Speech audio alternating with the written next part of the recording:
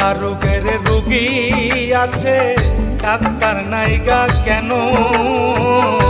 চিন্তা রোগের রোগী আছে ডাক্তার নাইগা কেন? মথুরাতে আছে ডাক্তার,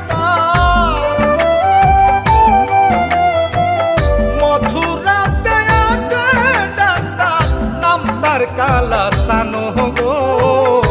চিন্তা রোগের ঔষধ নেই কেউ জানো, জানলে তাড়াতাড়ি আনো গো, তারে তাড়াতাড়ি আনো গো। চিন্তা রোগের ঔষধ নেই কেউ জানো।